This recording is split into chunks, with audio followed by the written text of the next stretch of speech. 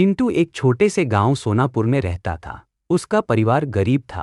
पिता रामलाल खेतों में मजदूरी करते थे और माँ रमादेवी दूसरों के घरों में काम करती थी। घर मिट्टी का था, छत टपकती थी, लेकिन दिलों में बहुत प्यार था। चिंटू की उम्र 11 साल थी। वह छोटा जरूर था, पर उसके सपने बहुत बड़े थे। वह पढ़ाई में बहुत अच्छा था, लेकिन उसे किताबों से ज्यादा जिंदगी से सीखने की इच्छा थी। हर रात जब बिजली चली जाती, चिंटू माँ की गोद में लेटकर तारों को देखता और कहता, माँ, मैं बड़ा होकर कुछ ऐसा बनूंगा कि हमारा घर भी रोशनी से भर जाएगा और कोई भूखा नहीं रहेगा। माँ मुस्कुरा देती, उसके बाल सहलाते हुए कहती, तू जरूर बनेगा बेटा, बम में दंत मत छोड़ना। चिंटू हर दिन 2 किलोमीटर पैदल चलकर स्कूल जाता था। उसके पास चप्पलें फटी हुई थीं और किताबें किसी से उधार ली हुई, लेकिन उसका मनोबल कभी नहीं टूटा। एक दिन स्कूल में परीक्षा हुई। सभी बच्चों को अपने रोल नंबर के अनुसार अलग अलग कमरे में बैठाया गया। चिंटू के पास पेन नहीं था। पास में बैठा अमर नाम का लड़का बोला, चुपचाप मेरी कॉपी देख ले, मैं सब लिख चुका हूँ। चिंटू ने मुस्कुराकर कहा, मैं गलती कर सकता हूँ, लेकिन चीटिंग नहीं करूंगा। उसी दिन से उसके अध्यापक श्री वर्मा जी उसकी ईमानदारी से बहुत प्रभावित हुए। उन्होंने उसके लिए पुराने किताबें लाकर दी और कहा, चिंटू, तू मेहनत करता है, एक दिन जरूर कुछ बड़ा करेगा। चिंटू के पास एक पालतू कुत्ता था, टॉमी, जो उसे जंगल के किनारे झाड़ियों में घायल पड़ा मिला था। चिंटू ने उसका इलाज किया, खाना दिया और अपनाया।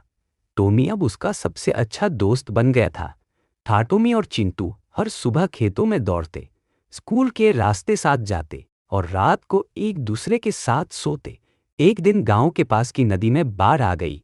कई जानवर पानी में बह गए। चिंटू ने टॉमी के साथ मिलकर 3 बकरियों और एक बछड़े को पानी से बचाया। गांव वालों ने उसकी बहादुरी की तारीफ।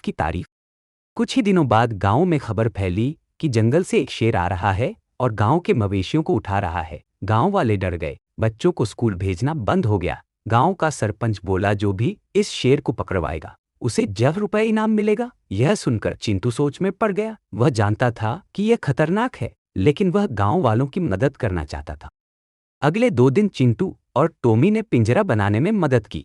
रामू, जग्गू और कुछ और युवकों ने मिलकर पिंजरा कुएं के पास रखा। रात भर चिंटू और टॉमी वहीं छिपकर निगरानी करते रहे।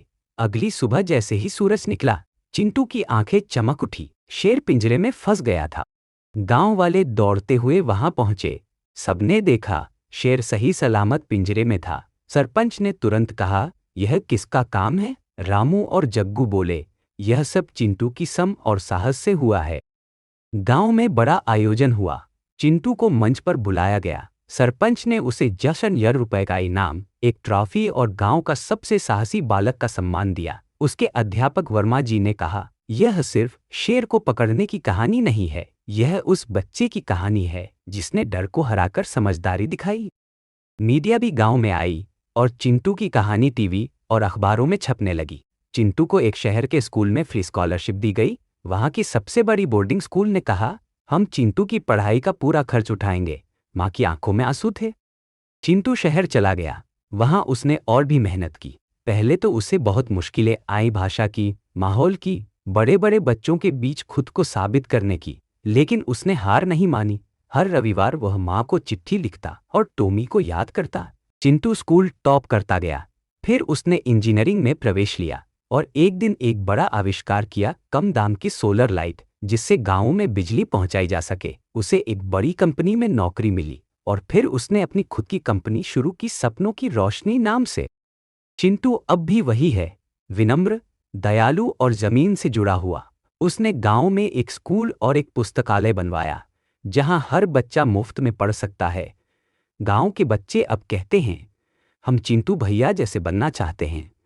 चिंटू मुस्कुराता है और कहता है, बड़ा सपना देखो, डर मत मानो, मेहनत करते रहो, सफलता एक दिन जरूर मिलेगी।